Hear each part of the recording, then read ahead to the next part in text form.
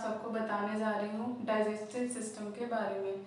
तो जो human digestive system होता है उसको समझने से पहले आप सबको ये जानने की ज़रूरत है कि आखिर डाइजेस्टिव सिस्टम की रिक्वायरमेंट क्यों होती है बॉडी में, या बॉडी में जो डाइजेस्टिव सिस्टम होता है वो आखिर होता क्यों है। तो उसके लिए मैं ये बताना चाहूँगी कि जो ह्यूमन डाइजेस्टिव सिस्टम होता है उसमें जितने भी प्रोसेस होते हैं, चाहे डाइजेशन हो जाए, एसिमिलेशन हो जाए, एक्सक्रीशन हो जाए या एक्सक्रीशन हो जाए, ये सारी की सारी जो प्रोसेसेस होती हैं ये हमारे डाइजेस्टिव सिस्टम में होती है। और जो बॉडी के जितने भी कार्य होते हैं, जितने भी उपापचय कार्य हुए या कोई भी कार्य हुआ या जितने भी बॉडी में जितने भी फंक्शंस होते हैं उनको करने के लिए हमें एनर्जी की रिक्वायरमेंट होती है। और वो जो एनर्जी होती है वो हमें डाइजेस्टिव सिस्टम के थ्रू जो खाना डाइजेस्ट होता है उससे जो मिनरल्स निकलते हैं, जो वाइटामिन निकलते हैं, जो ग्लूकोज होता है, फ्रक्टोज होता है, ये सारी की सारी चीज़ें जब हमारी बॉडी में सेल टू सेल डिस्ट्रीब्यूट हो जाती हैं तब एनर्जी मिलती है। तो चलिए अब हम स्टार्ट करते हैं अपना टॉपिक। और हमारा टॉपिक क्या है? Digestive system. तो सबसे पहले उसको हम लिख लेते हैं।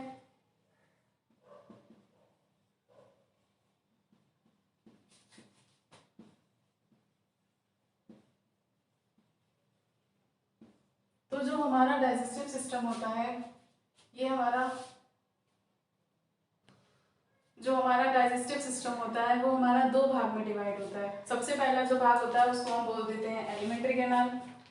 तो जो हमारी एलिमेंट्री कैनाल होती है ये एक तरीके का पाइप होता है जिसमें कई सारे ऑर्गन्स होते हैं, फिक्स होते हैं और अपने अपने फंक्शंस को करते रहते हैं।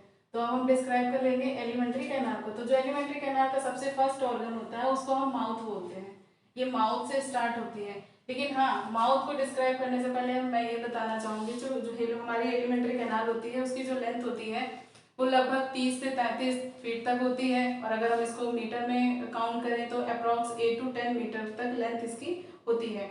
लेकिन जो हर्बीवोरस एनिमल्स होते हैं इनकी जो एलिमेंट्री कैनाल होती है उनकी लेंथ काफ़ी ज़्यादा होती है। जो हर्बीवोरस एनिमल्स होते हैं जैसे खरगोश हो गया, बकरी हो गई, गाय हो गई, मतलब जो केवल और केवल ग्रीन प्लांट्स को खाते हैं उन एनिमल्स को हम हर्बीवोरस एनिमल्स कहते हैं। और इनमें जो लेंथ बड़ी होती है उसकी वजह भी ये है कि इनका जो कोलोन होता है उनमें सेलुलोज का डाइजेशन होता है, क्योंकि जो प्लांट सेल्स होती हैं उनकी जो सेल वॉल होती है वो सेलुलोज की बनी होती है। और इनमें सेलुलोज के डाइजेशन होने की वजह से इनका जो कोलोन होता है उसकी जो लेंथ होती है वो बड़ी होती है, जिसकी वजह से जो इनकी एलिमेंट्री कैनाल होती है वो काफ़ी लंबी हो जाती है। लेकिन ह्यूमन तो ऑमनीवोरस होता है और ऑमनीवोरस होने की वजह से इसकी जो लेंथ होती है वो अप्रॉक्स इतनी ही रहती है। अब हम बात कर लेते हैं माउथ की। तो जो ह्यूमन बॉडी, तो हम बात करते हैं अपने माउथ की। तो जो हमारा माउथ होता है उसके 3 पार्ट्स होते हैं। तो सबसे पहला पार्ट होता है उसको हम बोलते हैं टीथ। टीथ को हम हिंदी में दांत बोलते हैं, ये तो आप सभी जानते होंगे। उसके बाद में जो दूसरा पार्ट होता है उसको हम बोलते हैं टंग। टंग को हम जीभ बोलते हैं, ये भी आप सभी जानते होंगे। और जो तीसरा पार्ट होता है जिसे हम पैलेट बोलते हैं, ये जो पैलेट होता है ये एक तरीके से बोल सकते हैं कि जो हमारा माउथ होता है उसकी जो छत होती है, छत होने का काम जो है पैलेट करता है। पैलेट को हिंदी में तालू कहते हैं। तो अब हम बात कर लेते हैं हमारा जो माउथ होता है इसके 3 पार्ट्स होते हैं, टीथ, टंग्यू और पैलेट। इनके बाद में हम बात कर लेते हैं टीथ को डिस्क्राइब कर लेते हैं। तो सबसे पहला जो हमारे टीथ होते हैं ये कंडीशन के अकॉर्डिंग जो होते हैं 3 प्रकार के होते हैं। ह्यूमन की बात कर रहे हैं केवल यहाँ पर हम। तो जब हम ह्यूमन डाइजेस्टिव सिस्टम की बात कर रहे हैं तो उसमें सबसे पहले हम जो ह्यूमन में टीथ्स होते हैं उनके प्रकार को हम एक बार डिस्क्राइब कर लेते हैं। तो जो सबसे पहले होते हैं उसको हम बोलते हैं थिकोडोंट। तो जो थिकोडोंट कंडीशन होती है इसको हम हिंदी में गर्त दंती बोलते हैं। गर्त का मतलब खांच और दंती का मतलब दांत। तो इसका मतलब ये हुआ कि जो ह्यूमन के दांत होते हैं वो खांच में धंसे हुए होते हैं, इस वजह से हम क्या कहते हैं, गर्त दंती बोलते हैं। और जो दूसरे टीथ होते हैं उन्हें हम हेट्रोडोंट बोलते हैं। हेट्रोडोंट को हम हिंदी में विषम दंती भी बोलते हैं। विषम दंती इसलिए बोलते हैं क्योंकि जो ह्यूमन होते हैं उनमें जो टीथ होते हैं वो 4 प्रकार के पाए जाते हैं, इस वजह से हम इसको विषम दंती बोलते हैं। और जो 4 प्रकार हैं वो भी मैं बाद में बता दूंगी। और जो थर्ड कंडीशन होती है इन्हें हम बोलते हैं डाइफियोडोंट। डाइफियोडोंट का मतलब ये होता है कि जो ह्यूमन के टीथ होते हैं वो लाइफ टाइम 2 बार जर्मिनेट होते हैं। मतलब एक बार जो बच्चे होते हैं उनमें जो मिट्टी के टीथ होते हैं वो लगभग 6, 7, 8 साल की एज में वो टूट जाते हैं। उसके बाद उनकी जगह पर परमानेंट टीथ निकल के आते हैं। तो इस कंडीशन को हम डाइफियोडोंट कहते हैं। इसको हिंदी में हम द्विबार दंती बोलते हैं। अब हम बात कर लेते हैं अपने विषमदंती दांतों के बारे में। तो जो विषमदंती दांत होते हैं ये हमारे 4 प्रकार के होते हैं। तो सबसे पहले होता है उसको हम बोल देते हैं इंसिसर। इंसिसर को हम हिंदी में कृंतक बोलते हैं। और जो दूसरे दांत होते हैं इनका, जो कृंतक होते हैं इनका दांतों का काम होता है केवल काटना, और जो दूसरे होते हैं जिन्हें हम कैनाइंस बोलते हैं, कैनाइंस का काम होता है फाड़ना। जो हमारे कार्निवोरस एनिमल्स होते हैं, जो कार्निवोरस एनिमल्स होते हैं, कार्निवोरस एनिमल्स का मतलब जो फ्लैश ईटर होते हैं, जो मीट वगैरह खाते हैं, जिनको काफ़ी सारी एनर्जी की रिक्वायरमेंट होती है। तो जो कार्निवोरस एनिमल जैसे टाइगर हो गया, लॉयन हो गया, लेपर्ड हो गया, तो ये सारे जो एनिमल्स होते हैं इनके जो कैनाइन टीथ होते हैं काफ़ी ज़्यादा डेवलप होते हैं। तो अब हमारा थर्ड आ जाता है परमोलर।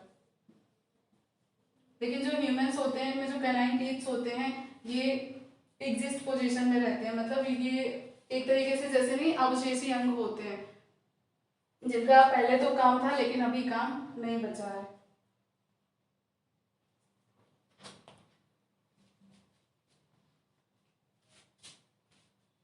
परमोलर को हम क्या बोलते हैं? अग्रचवर्णक। अग्रचवर्णक का जो काम होता है, जो हमारे अग्रचवर्णक दांत होते हैं इनका काम होता है भोजन को पीसना। ये उनको अच्छे से पीसते हैं, छोटे छोटे पार्टिकल्स में डिवाइड करते हैं, इसकी वजह से जो खाना होता है वो अच्छे से पिस जाता है और बॉलस के फॉर्म में बन जाता है। जब उसके साथ लार वगैरह बन जाती है तो जो खाना होता है उसको बॉलस कहते हैं, वो बाद में जाकर हमारी एलिमेंट्री कैनाल में आगे ट्रांसफर होता है। और जो 4 पोजीशन होती है उसको हम बोलते हैं मोलर, और इन्हें हिंदी में हम कहते हैं चवर्णक। ये एक तरीके से जो चवर्णक टीथ होते हैं ये भी हमारे अवशेषी अंग होते हैं, ये बाद में निकलते हैं जिन्हें हम विजडम टीथ बोलते हैं, तो इनका कोई ज़्यादा यूज नहीं होता है। अब हम बात कर लेते हैं डेंटल फॉर्मूला को लेकर। तो मोस्टली जो एग्जाम्स होते हैं उनमें मोस्टली कभी ये पूछ लिया जाता है कि ह्यूमन में इंसिसर की संख्या कितनी है, कैनाइंस की संख्या कितनी है, या अपर जॉ में कितने टीथ हैं, या लोअर जॉ में कितनी टीथ होते हैं, या पर मोलर में कितनी संख्या होती है, या मोलर के दांतों की संख्या कितनी होती है। तो उसको काउंट करने के लिए हमें डेंटल फॉर्मूला जानना ज़रूरी है। और जब हमें डेंटल फॉर्मूला के बारे में पता होगा तो हम इजीली उन जो टीथ होते हैं उनकी जो संख्या होती है उनको हम इजीली काउंट करके एग्जाम में लिख सकते हैं। तो जो डेंटल फॉर्मूला होता है इसके लिए हमें कुछ ज़्यादा एफर्ट्स लगाने की ज़रूरत नहीं है, केवल जो इनके फर्स्ट लेटर होते हैं इनको हमें इस तरीके से लिख लेना होता है, incisor, then after canine, then after premolar, और उसके बाद में मोलर। और एक फॉर्मूला होता है 2123, इस वैल्यू को हमें केवल इसके साथ में पुटअप कर देना है।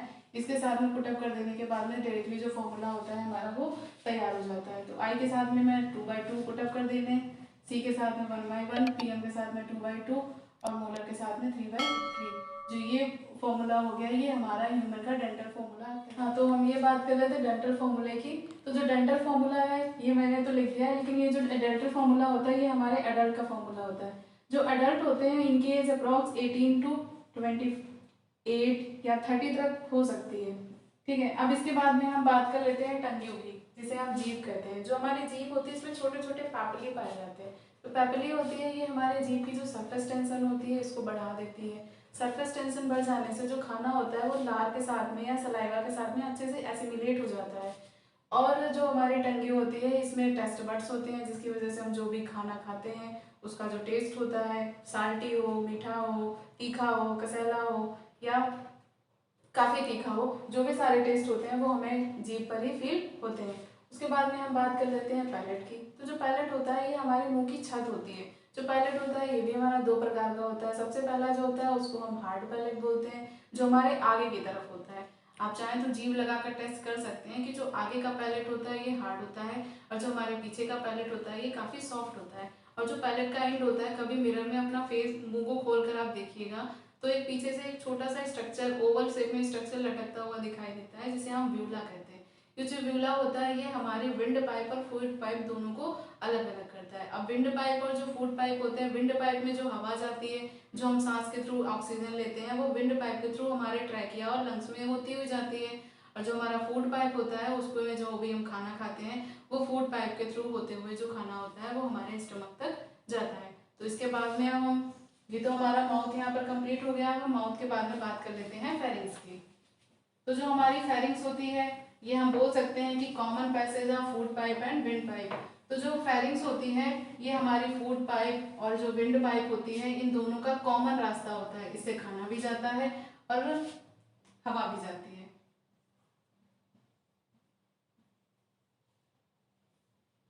जो हमारी फेरिंग्स होती है इसके ऊपर एक कार्टिलेजिनियस स्ट्रक्चर पाया जाता है जिसे हम एपिग्लॉटिस कहते हैं। इसका जो एपिग्लॉटिस होता है, जैसे हमारी ये फूड पाइप हो गई, ये हमारी दूसरी विंड पाइप हो गई। तो जो हम खाना निकलते हैं तो जो हमारा विंड पाइप होता है उसको ये कार्टिलेजिनियस जो ढक्कन होती है जिसे हम एपिग्लॉटिस बोलते हैं उसको इस तरीके से कवर कर देता है। कवर कर देने की वजह से क्या होता है कि जो हमारा विंड पाइप होता है उसमें फूड पार्टिकल्स नहीं जाते हैं। कभी कभी क्या होता है खाना खाते टाइम हमें खांसी आ जाती है, तो जो हमारे फूड पार्टिकल्स होते हैं वो उस विंड पाइप में चले जाने की वजह से हमें खांसी आने लगती है कि जो भी पार्टिकल्स अंदर गए हैं वो बाहर आ जाए। अब फूड पर इसके फेरिंग्स के बाद में जो थर्ड ऑर्गन होता है हमारा वो होता है हमारा ईसोफेगस।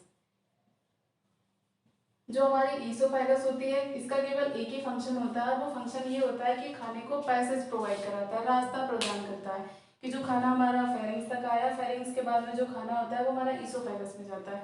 और जो हमारी ईसोफेगस होती है इसमें क्रिया होती है जिसे हम पेरिस्टालसिस कहते हैं, हिंदी में इसे हम क्रमानुकुंचन गति कहते हैं। इसमें क्या होता है कि मान लीजिए ये हमारी फूड पाइप है, इसमें क्या होता है इस तरीके की एक प्रोसेस होती रहती है। इस तरीके के प्रोसेस में जैसे जो भी खाना हमने खाया वो बॉलस के फॉर्म में यहाँ पे रखा और ये तुरंत खुल जाती है। खुल जाने से झटके के साथ ही खुलती है और जितना भी खाना हम एक बार में खाते हैं वो सारा इकट्ठा नीचे हमारे स्टमक में चला जाता है।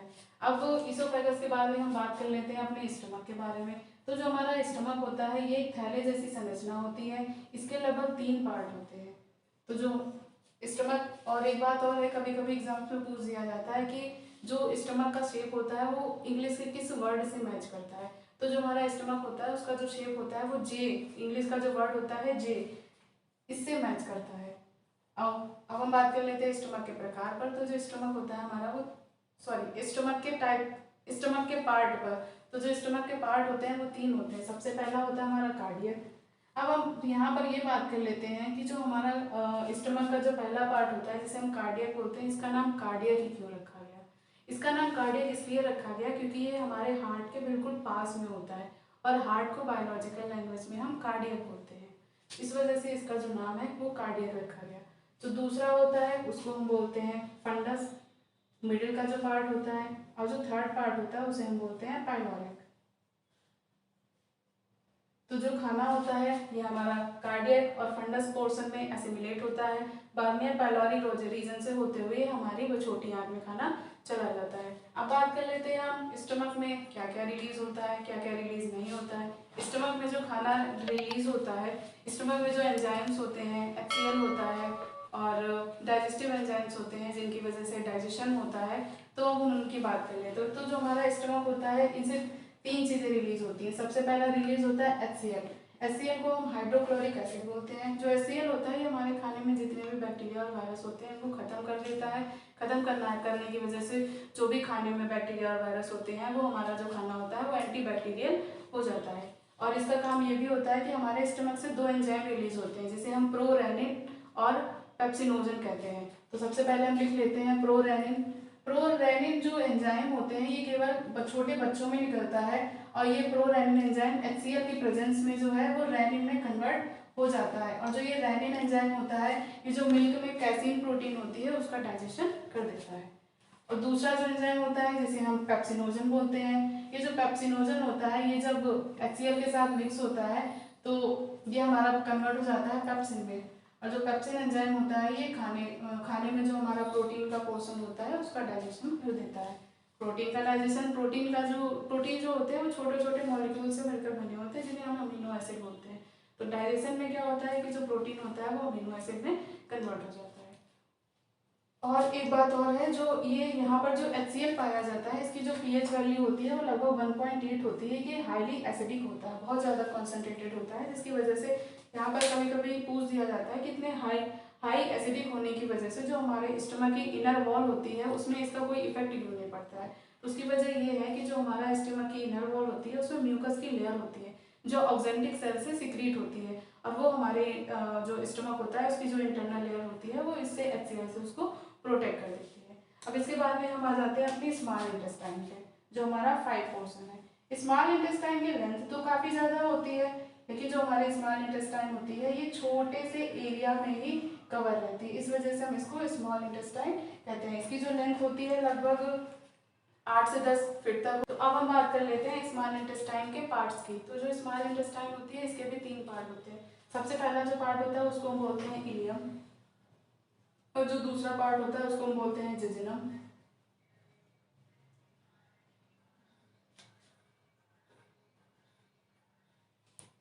तो जो सबसे पहला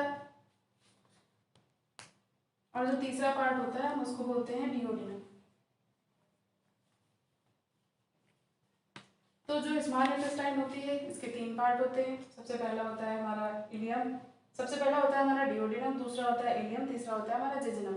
तो जो खाना हमारा स्टमक से स्मॉल इंटेस्टाइन में एंटर करता है वो डिओडिनम के थ्रू एंटर कर लेता है। अब जो डिओडिनम होता है यहाँ पर जो हमारा फूड होता है उसमें कई सारे जूस आकर मिलते हैं। जो सबसे पहला जूस होता है उसको हम बोलते हैं बाइल जूस, और जो दूसरा हमारा जूस होता है उसको हम बोलते हैं पैनक्रियाटिक जूस।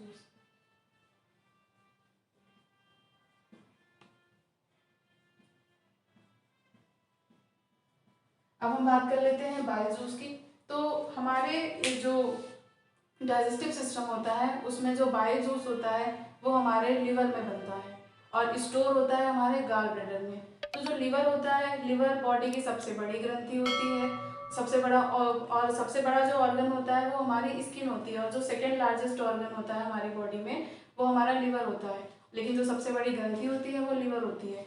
तो यहाँ पर जो बाइल जूस होता है इसमें 2 पिगमेंट पाए जाते हैं, बिलीरुबिन और दूसरा बिलीवर्डिन। लेकिन यहाँ पर ये जो बाइल जूस होता है ये डिओडिनम में फूड के साथ में मिक्स हो जाता है, और मिक्स होने के बाद में इसका केवल काम ये है, ये खाने को डाइजेस्ट नहीं करता है, केवल इसका काम ये है कि यहाँ पर जो स्टमक में जो HCl मिक्स हुआ था जिसकी वजह से खाना हमारा एसिडिक हो गया था, इसका जो बाइल जूस होता है ये हमारा बेसिक नेचर का होता है। और जो बेसिक नेचर होने की वजह से जैसे ही बाइल जूस यहाँ डिओडिनम में फूड के साथ मिक्स होता है तो जो हमारा फूड होता है वो बेसिक नेचर का हो जाता है, इसका काम केवल इतना होता है। और बेसिक होने की वजह से जो हमारे फैट होते हैं उनका एसिमिलेशन हो जाता है। इसके बाद में हम आ जाते हैं पैनक्रियाटिक जूस की। जो पैनक्रियाटिक जूस होता है ये हमारे पैनक्रियाज से रिलीज होता है। पैनक्रियाज एक छोटी पत्ती की जैसी संरचना होती है जो हमारे लीवर के जस्ट नीचे और डिओडिनम के जस्ट पीछे सिचुएटेड होती है। इसमें से कई सारे एंजाइम्स निकलते हैं जो जैसे पेप्टाइडोकार्बिडेज हो गया। तो ये सारे जो एंजाइम्स होते हैं ये हमारे खाने को इजीली डाइजेस्ट कर देते हैं। इसके बाद में और यहाँ पर जो हमारे स्मॉल इंटेस्टाइन होती है इसका जो जेजुनम और इलियम पोर्शन होता है यहाँ पर क्रिप्स ऑफ लिवर गुहन पाई जाती हैं जिनसे जो होता है इंटेस्टिनल जूस निकलता है। उस इंटेस्टिनल जूस को हम सकस इंटेरिकस भी बोल देते हैं। इससे क्या होता है जो खाने का डाइजेशन होता है जैसे माल्टोज हो गया, सुक्रोज हो गया, ग्लूकोज हो गया, ये सारी चीज़ें अच्छे से डाइजेस्ट हो जाती है। इसके बाद में खाना तो डाइजेशन हो गया, इसके बाद में उसका एसिमिलेशन होता है या रीअब्जॉर्प्शन होता है। एब्जॉर्प्शन में क्या होता है कि जो हमारी स्मॉल इंटेस्टाइन होती है इसकी सरफेस पर छोटे छोटे फिंगर लाइक स्ट्रक्चर्स होते हैं जिन्हें हम विलाई कहते हैं। और ये जो विलाई होते हैं ये खाने में जितने भी मिनरल्स होते हैं, प्रोटीन हो गए, वाइटामिन हो गए, इन सारी चीज़ों को ये क्या करते हैं, एब्जॉर्ब कर लेते हैं। और एब्जॉर्ब करने के बाद में ये हमारे ब्लड में मिल जाते हैं, और ब्लड के थ्रू ये हेपेटिक एओर्टा और हेपेटिक एओर्टा के थ्रू ये पूरे ब्लड के थ्रू सारी बॉडी में डिस्ट्रीब्यूट हो जाते हैं, तब हमें एनर्जी मिल जाती है। अब ये तो बात हो गई हमारे स्मॉल इंटेस्टाइन। अब हम बात करते हैं लार्ज इंटेस्टाइन की, जो हमारा हो गया 6 पार्ट। लार्ज इंटेस्टाइन के भी 3 पार्ट होते हैं।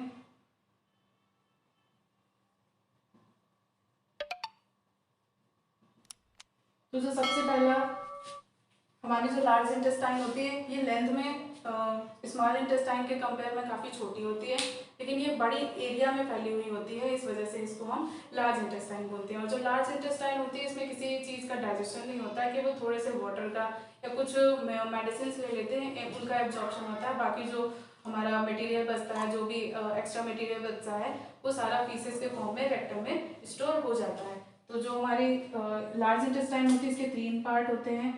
सबसे पहला होता है कोलोन, सीकम, और थर्ड पार्ट होता है हमारा रेक्टम।